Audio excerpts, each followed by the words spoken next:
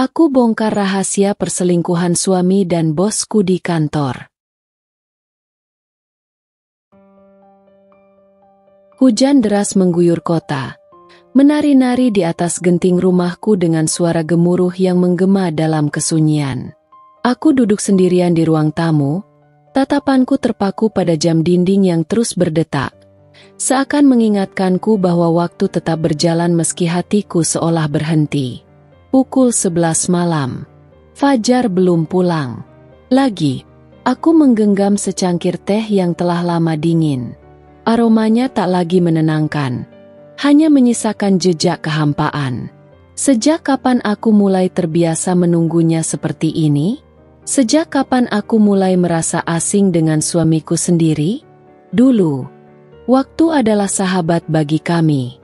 Dulu, aku tak perlu menunggu, karena dia selalu pulang tepat waktu.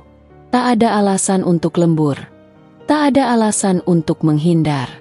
Tapi sekarang Fajar lebih sering pulang larut malam, dengan berbagai alasan yang semakin lama terdengar seperti kebohongan.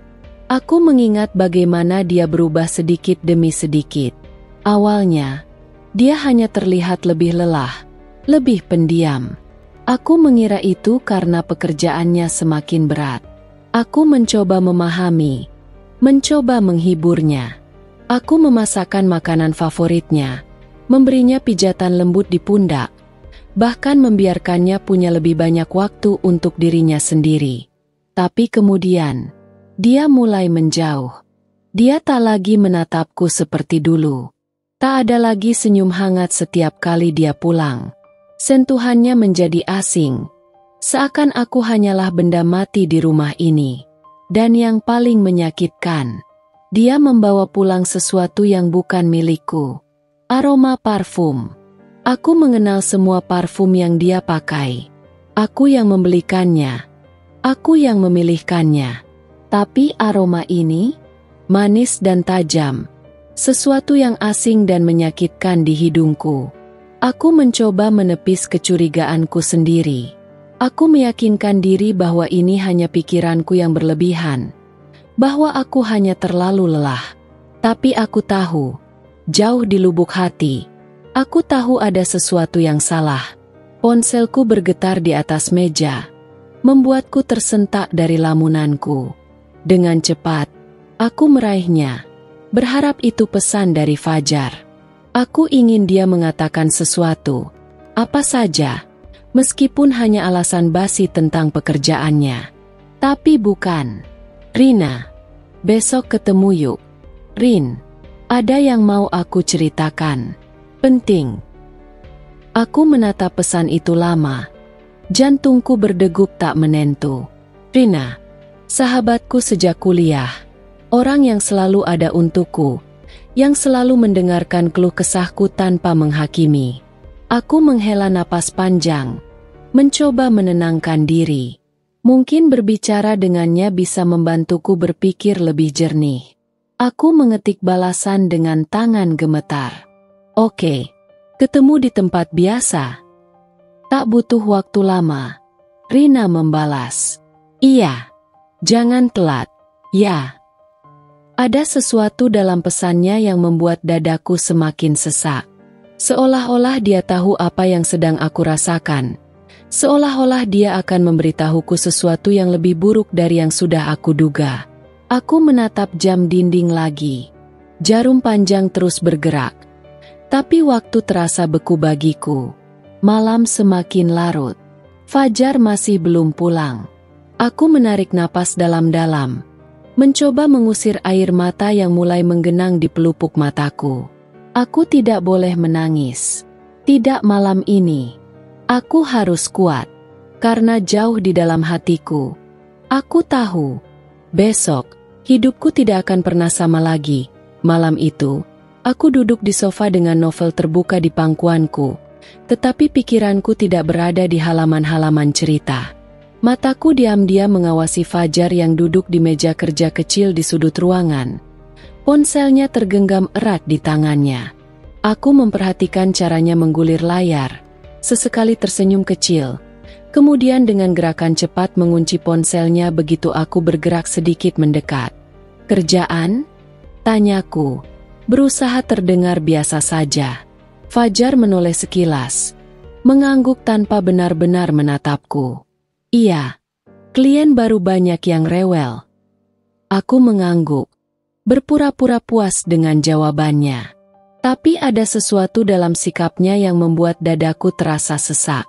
Dulu, dia selalu dengan santai menunjukkan pesan-pesan di ponselnya kepadaku. Bahkan, dulu kami sering berbagi cerita tentang isi chat dari teman-temannya yang kadang lucu, kadang menyebalkan. Tapi sekarang, dia menggenggam benda itu seolah-olah ada rahasia besar yang harus disembunyikan dariku. Aku menelan ludah. "Aku buat teh. Mau?" "Enggak usah. Aku masih kenyang," jawabnya singkat. Aku berjalan ke dapur. Tetapi bukan karena aku ingin membuat teh.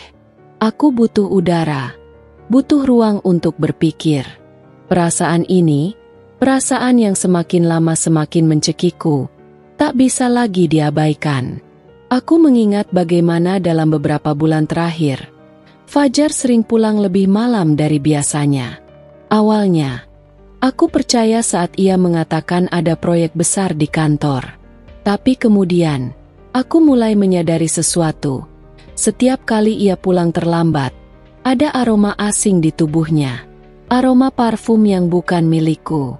Aku mencoba meyakinkan diri bahwa aku hanya berlebihan, bahwa aku hanya lelah. Tapi semakin aku mencoba mengabaikan, semakin jelas tanda-tanda itu terlihat. Dulu, ketika aku berbicara, Fajar akan menatapku penuh perhatian, tersenyum, dan sesekali menggenggam tanganku. Kini, ia hanya mengangguk tanpa benar-benar mendengar.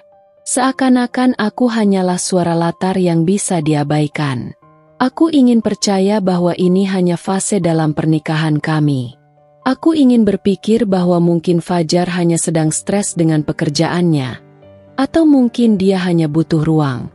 Tapi jauh di dalam hatiku, aku tahu, ketika seorang pria mulai menjaga ponselnya dengan terlalu erat, ketika dia mulai menghindari mata istrinya, ketika wangi asing mulai menempel di tubuhnya, maka itu bukan sekadar fase. Itu adalah tanda.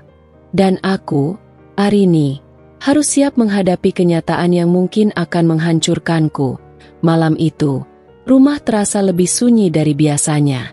Jam di dinding sudah menunjukkan pukul 1 dini hari, tetapi aku masih terjaga, duduk di ruang tamu dengan selimut tipis menyelimuti tubuhku. Fajar sudah masuk ke kamar lebih dulu. Biasanya, aku akan menyusulnya, menyelinap ke dalam dekapan hangatnya. Tetapi tidak malam ini. Ada sesuatu yang mengganjal di hatiku. Sejak beberapa bulan terakhir, Fajar berubah. Tatapannya yang dulu penuh cinta kini hanya sekilas, kosong, dan tak lagi mencari mataku. Dia sering pulang larut malam dengan alasan pekerjaan. Dan aku mencoba memahami. Aku selalu mencoba memahami. Namun, ketika dia mulai menghindari percakapan panjang, mengunci ponselnya setiap saat, dan membawa pulang wangi parfum asing yang bukan milikku, rasa curiga mulai tumbuh seperti duri yang menusuk pelan-pelan. Aku menatap ponsel Fajar yang tergeletak di atas meja. Ini pertama kalinya dia meninggalkannya begitu saja. Biasanya, benda itu selalu menempel di tangannya, seolah bagian dari tubuhnya sendiri. Aku menelan ludah. Tanganku terangkat, gemetar, sebelum akhirnya meraih ponsel itu. Layar menyala, tidak terkunci. Hatiku berdebar lebih kencang. Aku tidak pernah menjadi tipe istri yang suka mengorek-ngorek privasi suami, tetapi firasatku malam ini begitu kuat, begitu menyesakan. Seolah tubuhku sendiri tahu bahwa aku akan menemukan sesuatu yang menghancurkan. Dengan napas tertahan, aku membuka aplikasi pesan. Ada banyak percakapan biasa, teman, rekan kerja, grup kantor. Tapi kemudian, aku melihat satu nama yang membuat darahku berdesir. Maya. Jari-jariku terasa kaku saat menyentuh layar, membuka percakapan itu. Aku merindukanmu, sayang. Tidak sabar bertemu lagi besok. Duniaku seketika runtuh.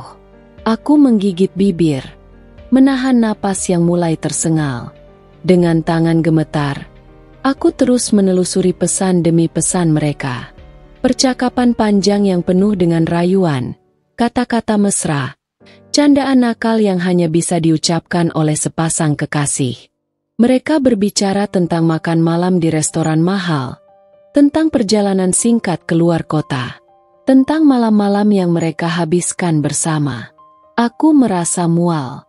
Ini bukan hanya sekadar wanita lain. Ini bukan sekadar perselingkuhan biasa. Maya bukan sembarang perempuan. Dia adalah bosku. Wanita yang selama ini kuhormati, kuanggap sebagai mentor, panutan, bahkan seseorang yang kubanggakan di depan suamiku. Aku sering pulang dan menceritakan betapa luar biasanya Maya, betapa aku ingin menjadi sepertinya suatu hari nanti. Dan ternyata, selama ini, dia diam-diam tidur dengan suamiku. Aku meletakkan ponsel itu dengan tangan gemetar, menatap kosong ke depan. Aku ingin menangis, ingin menjerit, ingin menghambur ke kamar dan membangunkan Fajar untuk menuntut penjelasan. Tapi aku tidak bisa. Bukan karena aku takut, tapi karena sakitnya terlalu besar hingga membuatku mati rasa. Aku berjalan menuju kamar mandi dengan langkah limbung. Begitu pintu tertutup, aku menatap wajahku di cermin. Mataku memerah, air mata menggenang, tetapi tidak jatuh. Aku menutup mulut dengan tangan, menahan isakan yang hendak pecah. Aku menggigit bibir hingga hampir berdarah. Kenapa? Suaraku lirih, hampir tak terdengar. Kenapa harus dia? Aku mencoba mengatur napas, tetapi gagal. Dadaku terasa sesak, seakan dihimpit beban yang tak tertanggungkan. Aku mengingat semua pengorbanan yang telah kulakukan untuk Fajar. Bagaimana aku tetap berada di sisinya ketika karirnya masih merangkak. Bagaimana aku menyerahkan waktuku, impianku, dan segalanya demi membangun kehidupan bersamanya. Dan ini balasannya? Aku mencintai Fajar dengan seluruh hatiku. Tetapi ternyata itu tidak cukup. Aku telah memberikan segalanya. Tetapi ternyata ia masih membutuhkan orang lain. Aku mengepalkan tangan. Aku tidak akan menangis. Aku tidak akan membiarkan mereka menang. Jika Fajar dan Maya berpikir bahwa mereka bisa mempermainkanku, jika mereka berpikir aku akan diam dan menerima ini begitu saja, mereka akan segera tahu bahwa mereka telah memilih wanita yang salah untuk dikhianati. Aku duduk di tepi tempat tidur dengan ponsel Fajar masih dalam genggaman. Napasku pendek-pendek. Seakan ada sesuatu yang menekan dadaku dengan keras. Aku ingin berlari ke kamar dan membangunkannya, menampar wajahnya, berteriak di hadapannya dan menuntut jawaban. Tapi aku menahan diri. Amarah yang mendidih dalam darahku harus kupertahankan agar tetap terkendali. Jika aku menyerangnya sekarang, dia pasti akan mengelak, berbohong, dan menutup semua celah dengan mudah. Aku harus tahu sejauh mana pengkhianatan ini berjalan. Aku harus memastikan bahwa aku memiliki bukti yang cukup untuk menjatuhkannya. Tanganku gemetar saat aku mulai mengambil tangkapan layar setiap pesan yang ada di ponselnya. Kata-kata mesra, janji pertemuan, bahkan panggilan telepon yang terjadi larut malam saat aku sudah tidur. Aku terus menggulir layar, mengumpulkan setiap bukti seolah sedang menyusun kepingan puzzle yang selama ini hilang. Lalu aku melihat sesuatu yang membuat tubuhku benar-benar membeku. Bukti transaksi. Aku membuka salah satu notifikasi transfer yang masih tersimpan di riwayat perbankan Fajar. Angkanya bukan jumlah yang kecil. Jutaan rupiah ditransfer secara rutin ke rekening Maya. Ada juga bukti pemesanan hotel, tiket perjalanan, serta pembelian perhiasan mahal. Aku menahan napas. Jadi selama ini, uang yang kami hasilkan bersama, uang yang seharusnya untuk membangun masa depan kami, dia gunakan untuk wanita itu? Aku ingin tertawa, tetapi yang keluar dari bibirku hanyalah desahan getir. Begitu mudahnya Fajar menghamburkan apa yang seharusnya menjadi hakku, seolah aku tak lebih dari seseorang yang hanya layak memberi tanpa pernah menerima. Aku mengepalkan tangan. Tidak hanya tubuhku yang dikhianati, tetapi juga kerja kerasku, kepercayaanku, dan seluruh pengorbanan yang telah kulakukan untuknya. Di luar kamar, suara dengkuran pelan Fajar terdengar. Lelaki itu tidur nyenyak. Seakan tidak ada beban di hatinya. Seakan dia tidak sedang bermain di belakangku dengan wanita lain. Aku menutup mata, mencoba menelan bulir kemarahan yang hampir meledak. Bukan malam ini. Aku harus lebih pintar. Aku beranjak dari tempat tidur dan berjalan menuju ruang kerja.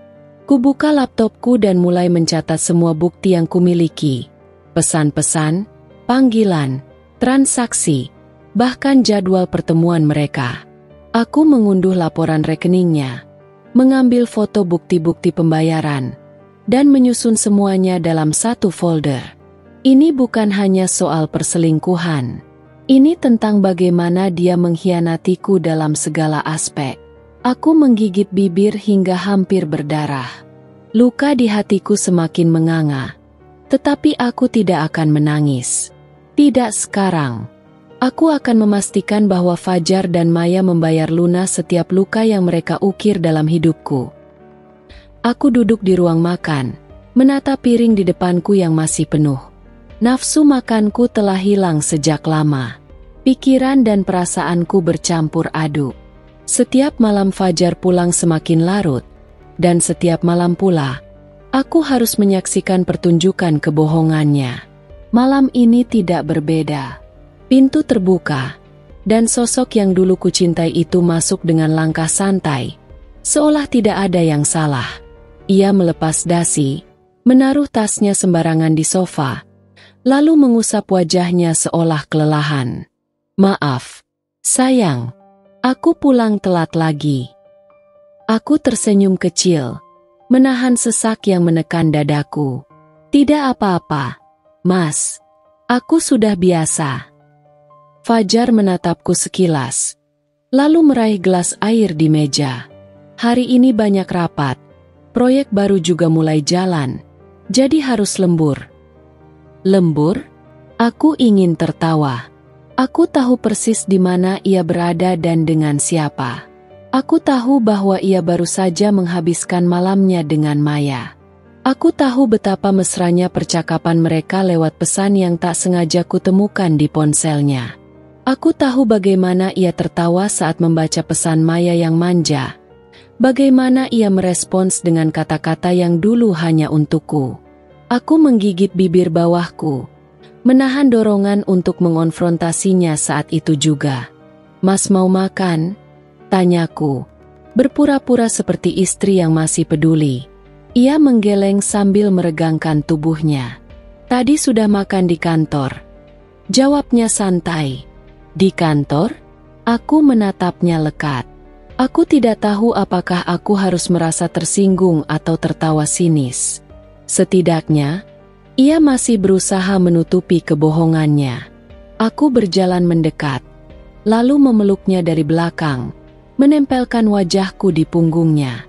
Dulu, ini adalah tempat ternyamanku. Tapi kini, yang kurasakan hanyalah kehampaan. Aku kangen, Mas, bisikku pelan, mencoba menangkap reaksinya. Tubuhnya menegang sesaat. Lalu dengan cepat ia mengendurkan bahunya. Aku juga, sayang, jawabnya singkat, tanpa emosi. Bohong, aku bisa merasakan jarak di antara kami. Jurang yang semakin lebar. Aku masih bisa mencium aroma parfum asing di bajunya. Wangi bunga yang manis dan tajam. Sesuatu yang tidak pernah kupakai.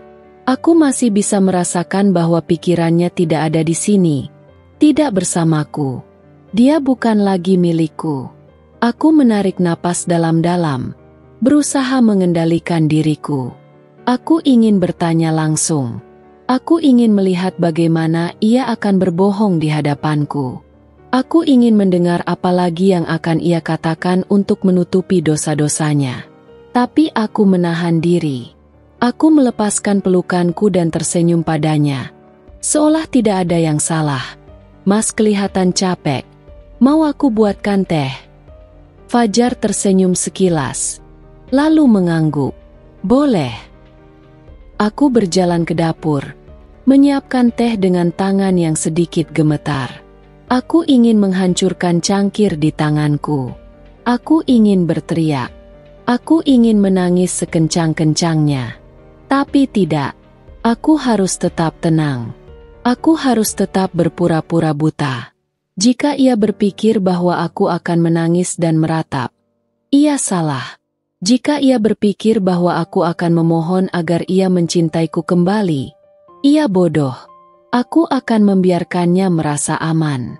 Aku akan membiarkannya berpikir bahwa aku tidak tahu apa-apa. Aku akan membiarkannya menikmati permainannya. Dan ketika saatnya tiba, aku akan menghancurkan dunianya seperti ia menghancurkan hatiku. Aku kembali ke ruang makan dengan cangkir teh di tangan. Menaruhnya di depan Fajar dengan senyum hangat. Minumlah, Mas, ucapku lembut. Ia mengambil cangkir itu tanpa curiga. Aku duduk di seberangnya, menatapnya dalam diam, menyimpan semua luka, kemarahan, dan kebencianku jauh di dalam hati. Mereka pikir mereka bisa menghancurkanku? Mereka tidak tahu dengan siapa mereka berhadapan. Aku menatap pantulan diriku di cermin. Mata ini masih sama, tetapi tidak lagi penuh cinta seperti dulu. Tidak ada lagi Arini yang lemah, yang hanya bisa menangis dalam diam. Aku tahu sekarang, jika aku ingin mendapatkan keadilanku sendiri, aku harus bertindak. Aku menarik napas dalam-dalam, menyusun ekspresi yang paling tenang sebelum melangkah ke kantor. Hari ini, aku akan bermain peran. Aku akan menjadi Arini yang naif, yang bodoh, yang tidak tahu bahwa rumah tangganya telah diinjak-injak oleh wanita yang selama ini kusebut atasan. Saat aku tiba di kantor, Maya sudah duduk di ruangannya. Ia mengenakan gaun merah, bibirnya dipoles dengan warna yang sama. Aku memperhatikannya dari kejauhan. Inikah wanita yang telah merebut suamiku? Inikah wanita yang membuat rumah tanggaku hancur? Aku tersenyum kecil dan mengetuk pintu. Tok, tok. Ibu Maya, saya bawakan laporan proyek terbaru, ucapku dengan suara seramah mungkin. Maya menoleh dan tersenyum, senyum angkuh yang selalu ia tunjukkan. Terima kasih, Arini. Taruh saja di meja. Aku berjalan mendekat, meletakkan berkas itu di depan matanya. Dengan penuh perhatian, aku mengamati raut wajahnya. Ia tampak bahagia, seperti seorang wanita yang sedang jatuh cinta. Arini, katanya tiba-tiba, membuatku berhenti melangkah keluar. Ya, Bu. Aku ingin curhat sedikit. Kamu pasti paham, sebagai wanita, kadang kita butuh berbagi cerita dengan sesama. Aku berbalik, memasang wajah penasaran. Oh, tentu, Bu. Saya selalu siap mendengar. Maya tersenyum kecil dan merapikan rambutnya. Aku sedang dekat dengan seseorang. Dia pria luar biasa, mapan, cerdas, penuh perhatian. Rasanya aku seperti remaja lagi. Aku menggigit lidahku, menahan amarah yang mulai mendidih. Ah, pasti pria yang beruntung sekali ya, Bu. Ujarku, berpura-pura tertarik. Maya terkekeh pelan. Ya, bisa dibilang begitu. Masalahnya, dia sudah menikah. Jantungku mencelos. Meskipun aku sudah tahu jawabannya, aku tetap berusaha mempertahankan senyum di wajahku. Oh, lalu bagaimana? Maya menyandarkan tubuhnya di kursi, memainkan kukunya yang dipoles rapi. Istrinya itu terlalu membosankan untuknya. Ia tidak mendapatkan apa yang ia butuhkan dalam rumah tangganya. Aku hanya memberinya kebahagiaan yang pantas ia dapatkan. Tanganku mengepal di sisi tubuhku, tetapi aku tetap tersenyum. Saya mengerti, Bu. Kadang, cinta memang datang di saat yang tidak terduga, ya? Maya mengangguk penuh percaya diri. Benar sekali. Arini, aku tahu banyak orang akan menghakimiku. Tapi siapa yang peduli? Jika seorang pria bahagia bersamaku, itu yang terpenting. Aku merasakan sesuatu meledak di dalam dadaku.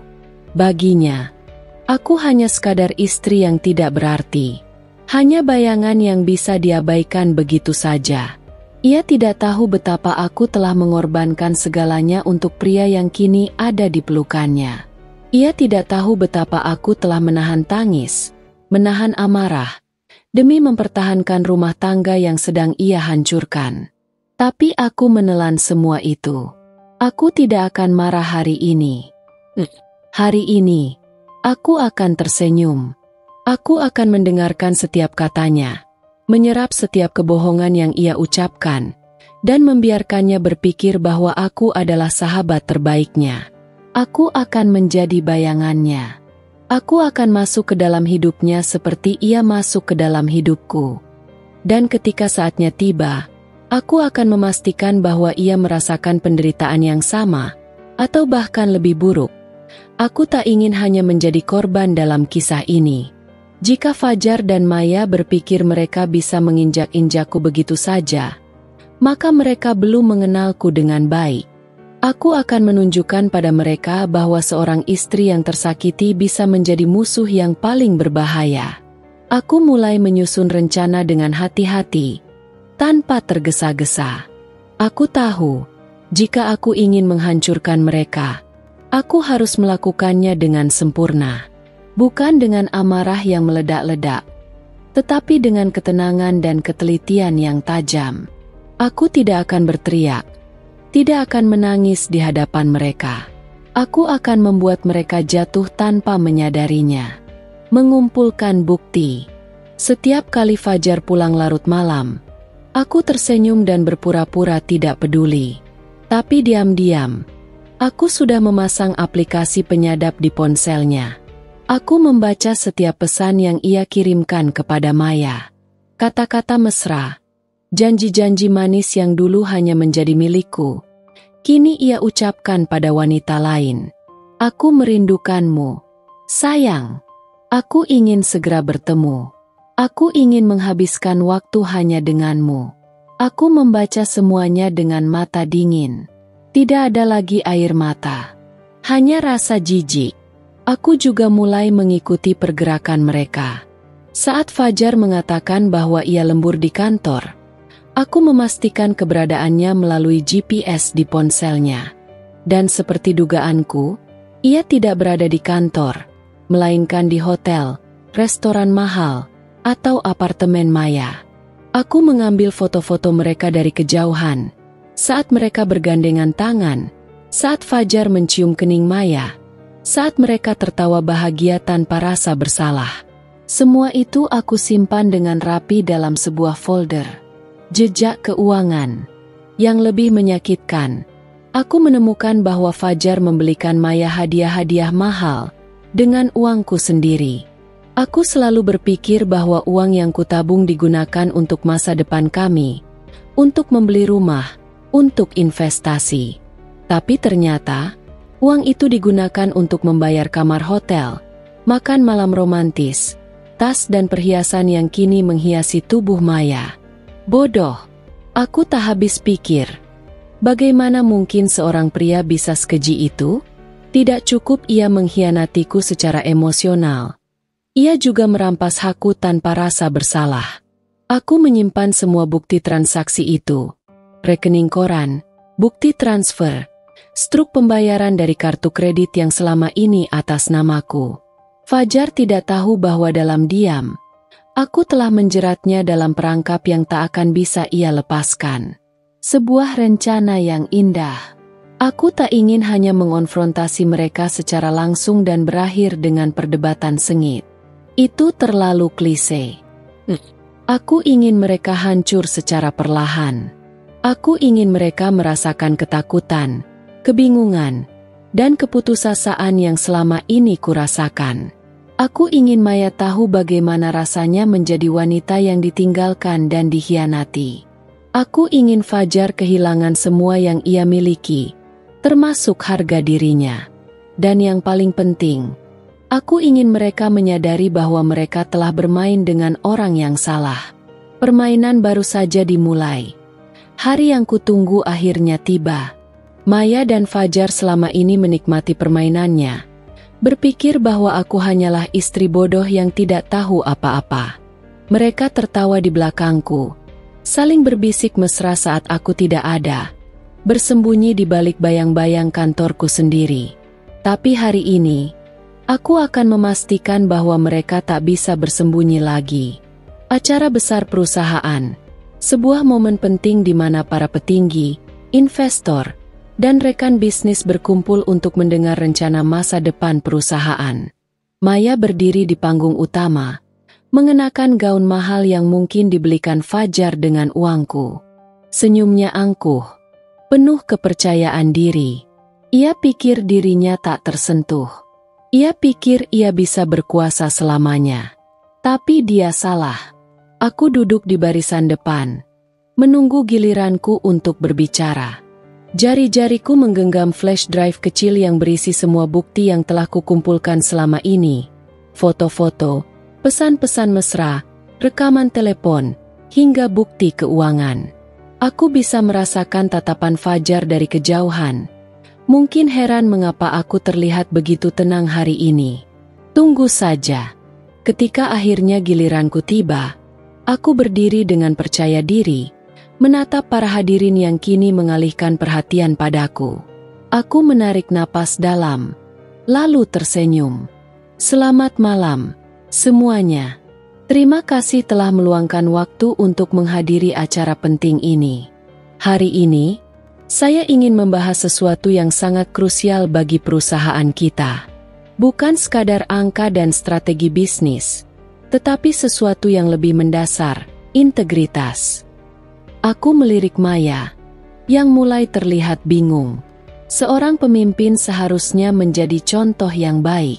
Seorang pemimpin seharusnya menjunjung tinggi moralitas, bukan menyalahgunakan jabatan untuk kepentingan pribadi. Aku menekan tombol di laptopku. Layar besar di belakangku berubah, menampilkan foto pertama, Maya dan Fajar, bergandengan tangan di restoran mewah. Suasana ruangan langsung berubah. Bisikan-bisikan mulai terdengar di antara hadirin. Maya menegang. Fajar yang duduk di sudut ruangan tampak membeku. Aku melanjutkan. Dan lebih dari itu, seorang pemimpin tidak seharusnya memanfaatkan sumber daya perusahaan untuk menutupi skandal pribadinya. Seorang pemimpin tidak boleh menyalahgunakan kekuasaannya untuk menutupi hubungan terlarang dengan bawahan. Aku menekan tombol lagi. Deretan bukti lain muncul. Bukti transfer dari rekening perusahaan ke rekening pribadi Maya, transaksi mencurigakan, serta daftar pengeluaran mewah yang tak seharusnya ada. Kali ini, suara bisikan berubah menjadi gumaman keras. Beberapa petinggi perusahaan mulai berbisik di antara mereka sendiri. Ekspresi mereka berubah menjadi jijik dan marah. Maya terlihat pucat. Ia membuka mulut, ingin mengatakan sesuatu, tapi suaranya tertahan. Fajar berdiri dari tempat duduknya. Ekspresinya penuh kepanikan. "Arini, apa yang kau lakukan?" katanya dengan suara gemetar. Aku berbalik menatapnya. Tatapanku penuh kemenangan. "Aku hanya menunjukkan kebenaran, Fajar," jawabku datar. "Selebihnya, biarkan mereka yang menilai." Seorang direktur senior berdiri. "Maya, ini benar." Suaranya dingin dan tajam. Maya tidak bisa berkata apa-apa. Ia mencoba mencari cara untuk membela diri, tapi terlalu banyak bukti yang menelanjangi kebusukannya. Para investor mulai berdiri satu persatu. Beberapa di antaranya berjalan keluar ruangan dengan ekspresi kecewa. Dalam hitungan menit, karir Maya hancur di depan matanya sendiri. Ia yang selalu memandangku rendah, kini hanya bisa berdiri gemetar, menyadari bahwa ia telah kalah. Aku melihat ke arah Fajar. Matanya penuh ketakutan. Dia tahu, setelah ini, hidupnya tak akan pernah sama lagi. Fajar bangkit dari kursinya. Wajahnya memucat. Matanya liar mencari jalan keluar. Arini, kita bisa bicara. Jangan lakukan ini di depan semua orang. Suaranya bergetar, mencoba terdengar berwibawa, tetapi aku bisa merasakan kepanikan yang menyelimutinya. Aku berbalik, menatapnya dengan ekspresi datar. Bicara. Aku tertawa kecil, penuh ironi. Kau ingin bicara setelah semua yang kau lakukan? Setelah berbulan-bulan kebohongan dan pengkhianatan? Tatapan para hadirin kini tertuju pada Fajar. Bisikan-bisikan semakin menjadi. Seorang eksekutif senior yang duduk di barisan depan menatapnya tajam. Fajar, apakah ini benar? Apakah kau menyalahgunakan posisi dan keuangan perusahaan untuk hal pribadi? Fajar menggeleng cepat. Tidak, aku bisa menjelaskan. Menjelaskan. Aku menyela. Suaraku terdengar tajam. Menjelaskan bagaimana kau menggunakan uangku. Uang yang kukumpulkan dari kerja keras. Dari mimpi-mimpiku yang kau injak. Untuk membiayai perempuan lain. Menjelaskan bagaimana kau menghabiskan malam-malam dengan bosku sementara aku menunggumu di rumah. Bertanya-tanya apakah kau baik-baik saja. Fajar terdiam. Tubuhnya sedikit membungkuk. Seolah baru menyadari betapa terpojoknya ia. Lalu, dengan suara lebih pelan, aku menambahkan. Atau mungkin kau ingin menjelaskan bagaimana kau mengkhianati satu-satunya orang yang pernah percaya padamu. Maya yang berdiri di dekat panggung tanpa ingin mengatakan sesuatu. Tetapi para eksekutif dan investor sudah lebih dulu bangkit dari kursi mereka. Salah satu dari mereka, seorang pria tua dengan jas mahal, menggelengkan kepala. Kami tidak bisa bekerja dengan orang seperti ini. Maya, Fajar, kalian berdua harus bertanggung jawab atas perbuatan kalian. Seorang petugas keamanan berjalan mendekat. Seolah menunggu perintah untuk mengeluarkan mereka dari ruangan. Aku menatap Fajar sekali lagi. Aku sudah menyiapkan semuanya. Gugatan cerai sudah diajukan. Semua aset yang atas namaku tetap menjadi milikku. Kau tidak akan mendapatkan apapun dariku. Fajar. Tidak rumah, tidak uang, dan yang paling penting. Aku menatapnya tajam. Tidak ada lagi aku dalam hidupmu. Matanya membelalak. Arini, kumohon. Aku bisa berubah. Aku bisa memperbaiki ini. Ia melangkah maju, mencoba meraih tanganku, tetapi aku mundur. Tidak ada yang bisa diperbaiki. Fajar, kau sudah membuat pilihanmu. Sekarang, hadapi akibatnya. Para eksekutif sudah kehilangan kesabaran. Keluar. Salah satu dari mereka berkata tegas. Maya menggertakkan giginya, lalu berbalik dan berjalan keluar dengan langkah cepat, tanpa menoleh sedikit pun. Fajar masih berdiri di sana, seolah tidak percaya dengan apa yang terjadi. Tapi aku tidak peduli. Aku sudah menang. Dan dia baru saja kehilangan segalanya. Fajar jatuh berlutut di hadapanku. Wajahnya basah oleh air mata yang kini tak lagi menggetarkan hatiku. Tangannya yang dulu selalu menggenggamku dengan penuh cinta, kini mencengkeram ujung gaunku dengan putus asa. Bahunya bergetar hebat, seperti seorang pria yang telah kehilangan segalanya. Arini, kumohon, jangan lakukan ini. Aku menyesal, sungguh. Aku tidak bisa hidup tanpamu. Suaranya serak, nyaris tidak terdengar di antara isakan dan helaan napasnya yang kacau. Aku memandangnya. Tapi tidak ada rasa iba di hatiku. Tidak ada belas kasihan. Tidak ada rasa sakit lagi. Hanya kehampaan yang dingin. Aku berdiri tegak di hadapannya. Sementara pikiranku melayang kembali ke hari-hari di mana aku menangis sendirian di kamar. Bertanya-tanya apa yang salah dalam pernikahan kami. Malam-malam panjang yang kuhabiskan dalam kesepian. Menunggu suamiku pulang. Hanya untuk disambut oleh tatapan kosong dan wangi parfum asing yang bukan milikku. Bertahun-tahun aku percaya bahwa ia adalah rumahku. Tempat di mana aku bisa kembali dengan tenang. Tapi ternyata, aku hanyalah seseorang yang ia tinggalkan tanpa beban. Arini, aku tahu aku salah. Tapi tolong beri aku kesempatan. Suaranya semakin putus asa. Sujudnya semakin dalam. Aku tertawa kecil, sinis. Aku berjongkok di hadapannya, memastikan ia bisa melihat mataku yang kini tidak lagi menyimpan cinta untuknya. Kesempatan? Ulangku pelan. Nada suaraku lebih dingin dari udara malam di luar sana. Sudah berapa banyak kesempatan yang kuberikan? Fajar? Berapa banyak waktu yang kubuang untuk menunggumu sadar? Berapa kali aku menutup mata atas semua kebohonganmu? Hanya karena aku masih ingin percaya bahwa kau mencintaiku. Fajar menggigit bibirnya. Matanya merah dan sembab. Aku bisa melihat ketakutan di wajahnya. Bukan ketakutan kehilangan aku sebagai istrinya, tapi ketakutan kehilangan kenyamanan yang kuberikan selama ini. Aku bodoh. Aku terlalu buta. Aku kehilangan arah.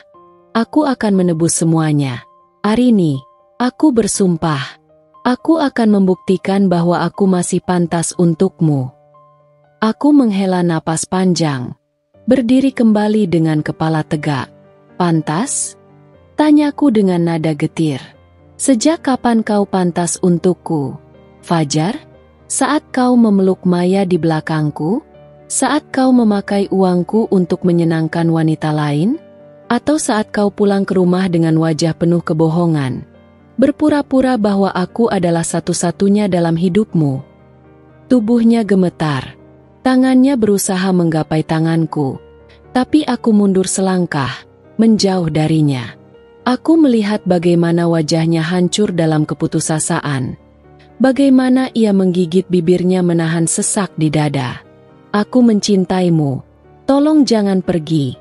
Tolong jangan akhiri ini. Aku menggeleng pelan. Tersenyum miris. Kau tidak mencintaiku, Fajar. Jika kau mencintaiku, kau tidak akan menyakitiku seperti ini. Kau hanya takut sendirian. Kau hanya takut kehilangan semua kenyamanan yang kuberikan. Tapi aku sudah selesai. Air matanya mengalir semakin deras. Ia menggeleng keras, menatapku dengan pandangan penuh kepanikan. Tidak. Arini, aku bersedia melakukan apapun. Aku akan meninggalkan Maya. Aku akan memperbaiki semuanya. Aku tertawa pahit. Meninggalkan Maya? Setelah kau menghancurkanku? Setelah kau memilihnya berulang kali? Sementara aku tetap setia padamu? Kau pikir dengan membuangnya sekarang, aku akan menerima kau kembali seolah tidak pernah terjadi apa-apa? Ia menundukkan kepala. Rahangnya mengeras. Tapi aku tidak selesai. Tangisanmu tidak akan menghapus pengkhianatanmu. Fajar, kau menangis bukan karena kau kehilangan aku. Kau menangis karena kau telah kehilangan segalanya. Hening. Suara tangisnya semakin lirih. Ia terduduk lemas. Matanya menatap kosong ke lantai. Aku menarik napas panjang. Memalingkan wajahku. Tidak ada lagi yang perlu kukatakan. Aku telah cukup menderita. Kini, saatnya aku pergi. Aku melangkah menuju pintu dengan mantap, meninggalkan pria yang dulu kucintai dalam kehancuran yang ia ciptakan sendiri. Kabar tentang skandal itu menyebar dengan cepat. Dunia maya yang dulu begitu gemerlap kini runtuh dalam sekejap. Wanita yang pernah berkuasa di kantor itu kini tidak lebih dari seorang yang dikucilkan. Semua orang membicarakannya, tapi tidak dengan pujian seperti dulu. Bisikan-bisikan tajam menghantamnya dari segala arah, menjadikannya bahan gosip yang tidak pernah berakhir. Ia dipecat, tanpa kompromi, tanpa belas kasihan. Maya mencoba menghubungiku, mungkin berharap ada sedikit rasa kasihan yang tersisa di hatiku. Tapi aku hanya membaca pesannya dengan senyum sinis. Arini, aku tahu aku salah. Kumohon, jangan lakukan ini padaku. Aku membiarkannya tenggelam dalam kebusukan yang ia buat sendiri. Tidak ada lagi yang bisa ia sembunyikan. Sementara itu, Fajar, pria yang dulu kusebut suami kini adalah sosok yang paling menyedihkan. Ia kehilangan pekerjaannya setelah perusahaan mengetahui keterlibatannya dalam skandal tersebut. Kepercayaan yang ia bangun selama bertahun-tahun hancur dalam semalam. Tidak ada lagi tempat baginya untuk kembali. Aku bahkan mendengar bahwa ia harus menjual mobilnya, menyingkir dari apartemen mewah yang selama ini kami tinggali. Aku tidak peduli. Aku melihatnya sekali. Beberapa hari setelah semuanya berakhir, ia duduk di sebuah kedai kopi kecil, mengenakan pakaian lusuh. Wajahnya penuh dengan kelelahan dan kepedihan. Matanya menerawang kosong, jauh dari sosok pria yang dulu penuh percaya diri. Saat pandangan kami bertemu, aku bisa melihat bagaimana tubuhnya menegang. Ada harapan di matanya. Seolah-olah aku akan datang dan mengulurkan tangan. Seolah-olah aku akan memaafkan dan mengajaknya pulang. Aku tersenyum kecil. Senyum yang tidak lagi menyimpan cinta, hanya kepuasan. Lalu, dengan kepala tegak, aku berjalan melewatinya tanpa menoleh lagi. Aku telah mendapatkan apa yang setimpal untuk mereka. Bukan dengan kekerasan, bukan dengan air mata, tetapi dengan cara paling menyakitkan, membiarkan mereka tenggelam dalam kehancuran mereka sendiri. Dan aku telah bebas. Aku telah menemukan diriku kembali. Aku bukan lagi wanita yang terjebak dalam bayang-bayang pengkhianatan. Aku adalah wanita yang berdiri tegak, dengan kepala terangkat, melangkah menuju masa depan yang jauh lebih baik. Malam itu, hujan turun deras. Angin berembus kencang, seolah langit ingin menyampaikan sesuatu. Aku baru saja pulang dari kantor ketika ponselku bergetar. Sebuah pesan masuk. Aku menyesal, Arini. Aku mencintaimu. Aku terpaku menatap layar. Untuk sesaat, hatiku bergetar. Namun, hanya sesaat. Aku membaca kata-kata itu berulang kali. Tapi yang muncul dalam pikiranku bukanlah kenangan indah, melainkan luka-luka yang ia tinggalkan. Aku tersenyum pahit. Cinta? Jika itu cinta, maka cinta seharusnya tidak menyakitkan. Cinta seharusnya tidak membuatku merasa hancur. Tanpa pikir panjang, aku menghapus pesan itu. Tidak ada alasan bagiku untuk membalas. Apapun yang ingin ia katakan, sudah terlambat. Namun, tak lama kemudian, ponselku kembali bergetar. Kali ini bukan pesan dari Fajar, melainkan dari nomor asing. Bu Arini, ini dari rumah sakit. Kami ingin mengabarkan bahwa Pak Fajar baru saja mengalami kecelakaan. Kami harap Anda bisa segera datang. Dadaku mencelos. Tangan yang masih menggenggam ponsel tiba-tiba terasa dingin. Aku mencoba membaca ulang pesan itu, memastikan aku tidak salah melihat. Kecelakaan? Sebuah pikiran terlintas di benakku. Apakah ini salahku? Apakah ini karena aku mengabaikan pesannya? Tapi tidak. Tidak mungkin aku menyalahkan diriku sendiri. Ia sudah memilih jalannya sendiri, bukan? Aku menarik napas dalam, mencoba menenangkan detak jantungku yang tiba-tiba berpacu cepat. 15 menit kemudian, aku tiba di rumah sakit. Begitu aku melangkah ke dalam ruangan darurat, aku melihatnya. Fajar terbaring di ranjang dengan wajah penuh luka. Tangannya dibalut perban, tubuhnya dipenuhi lebam, dan ada selang infus yang tertanam di lengannya. Napasnya tersengal, seolah berusaha keras untuk tetap bertahan. Perawat di sampingnya menatapku penuh simpati. Ia ditemukan di pinggir jalan, kecelakaan tunggal. Sepertinya ia mengemudi dalam keadaan tidak stabil, katanya pelan. Aku tetap diam. Aku melangkah mendekat, dan saat itulah matanya terbuka perlahan. Ia menatapku dengan tatapan yang tidak bisa kuartikan. Penyesalan, kelelahan, atau mungkin harapan? Arini. Suaranya serak, hampir seperti bisikan. Aku tidak mengatakan apapun. Aku menyesal, lanjutnya. Matanya mulai berkaca-kaca. Aku bodoh. Aku sudah menghancurkan segalanya. Tapi aku benar-benar mencintaimu.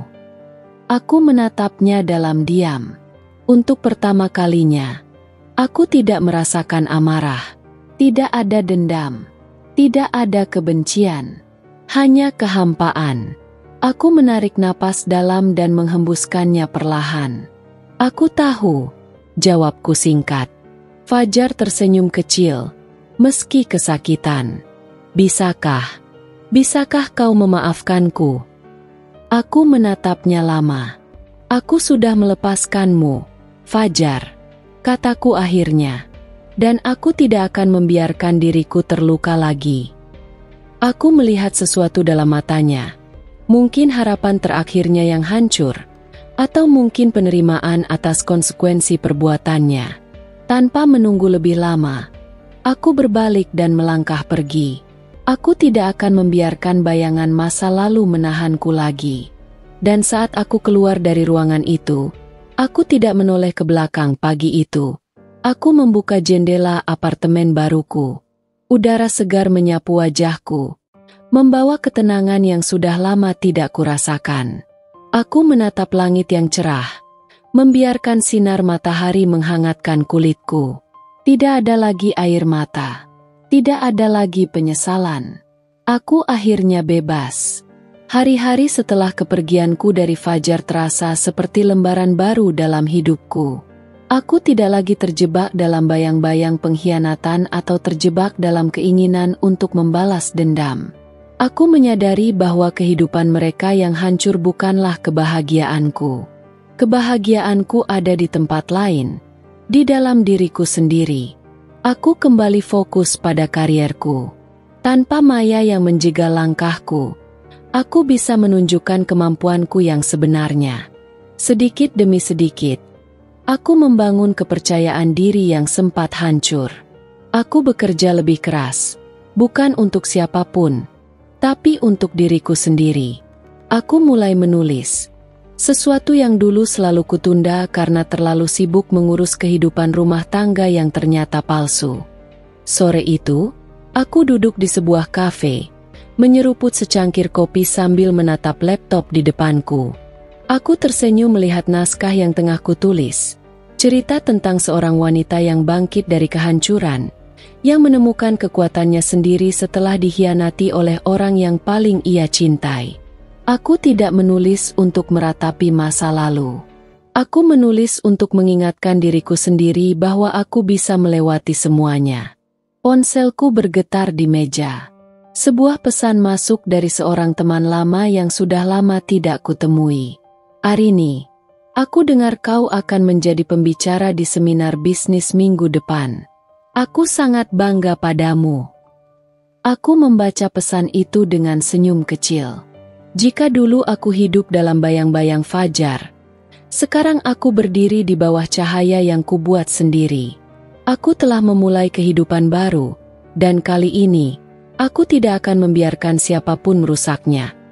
Fajar tidak pernah berhenti mencoba menghubungiku. Setiap malam, ada panggilan tak terjawab di ponselku. Setiap pagi, ada pesan panjang yang isinya selalu sama. Permintaan maaf, penyesalan, dan janji yang tak lagi berarti. Arini, tolong izinkan aku bicara sekali saja. Aku bodoh. Aku sudah kehilangan semuanya. Aku hanya ingin kau tahu, aku masih mencintaimu. Aku tidak bisa hidup tanpamu. Aku mohon. Aku membaca setiap pesan itu dengan hati yang dingin. Dulu, mungkin aku akan menangis membacanya, tetapi sekarang, aku hanya merasa hampa. Aku telah melewati neraka, dan aku tidak akan kembali ke dalamnya. Suatu hari, ia datang ke apartemenku. Aku melihatnya dari balik tirai jendela. Wajahnya lusuh, jauh berbeda dari pria yang dulu begitu percaya diri saat mengkhianatiku. Ia berdiri di depan pintu, mengetuk pelan, lalu semakin keras. "Arini, kumohon, buka pintunya," serunya dengan suara bergetar. Aku hanya duduk di sofa, mendengarkan suara itu tanpa niat untuk bergerak. Ada bagian kecil dalam hatiku yang dulu mungkin masih ingin melihatnya menderita. Tetapi kini, aku sadar, penderitaannya bukan urusanku lagi. Aku telah melepaskan segalanya. Setelah beberapa lama, ketukan itu berhenti. Aku mendengar langkah kakinya menjauh. Aku tahu, ia akan kembali lagi. Akan terus mencoba. Berharap aku masih menjadi Arini yang dulu.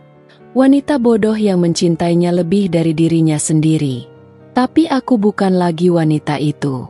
Aku menghela napas panjang. Menatap ponselku yang kembali bergetar dengan nama Fajar di layar. Aku mengambilnya, menekan satu tombol sederhana, blokir nomor ini. Dan dengan itu, aku menutup bab terakhir dari kisah ini. Fajar mungkin akan menghabiskan sisa hidupnya dalam penyesalan, tetapi aku tidak akan menjadi bagian dari itu. Bagiku, cerita ini telah berakhir. Aku sudah bebas dulu. Aku adalah wanita yang hidup dalam bayang-bayang. Aku membiarkan diriku terseret dalam cinta yang buta, berkorban tanpa berpikir dua kali, dan menahan luka tanpa pernah benar-benar melawan. Aku percaya pada cinta, percaya pada janji, percaya bahwa jika aku cukup sabar, cukup kuat, maka semua akan baik-baik saja. Tapi aku salah. Cinta seharusnya tidak menyakiti. Cinta seharusnya tidak mengkhianati. Dan cinta seharusnya tidak membuat seseorang kehilangan dirinya sendiri. Aku butuh waktu lama untuk menyadari bahwa kebahagiaan bukan terletak pada seseorang yang tidak menghargai keberadaanku, tetapi pada diriku sendiri. Kini, aku telah menemukan cahayaku sendiri. Aku berdiri tegak, bukan sebagai wanita yang dipermainkan dan dihancurkan, tetapi sebagai seseorang yang lebih kuat dari sebelumnya. Aku tidak lagi membutuhkan Fajar, tidak lagi peduli pada air matanya, tidak lagi terpengaruh oleh penyesalannya. Sedangkan Fajar, ia akan menghabiskan sisa hidupnya dalam kegelapan yang ia ciptakan sendiri. Ia akan terus mencari sosokku yang dulu, wanita yang selalu memaafkan, selalu menunggu, selalu berharap. Tapi wanita itu sudah mati pada hari ia mengkhianatiku. Aku menatap matahari yang perlahan tenggelam dari balkon apartemenku. Dulu, aku membenci senja, karena mengingatkanku pada malam-malam panjang yang kulewati sendirian menunggu Fajar pulang. Tapi kini, senja adalah pertanda hari yang baru akan datang. Dan aku siap menyambutnya. Bukan lagi sebagai wanita dalam bayangan, tetapi sebagai wanita yang berdiri sendiri dan menang.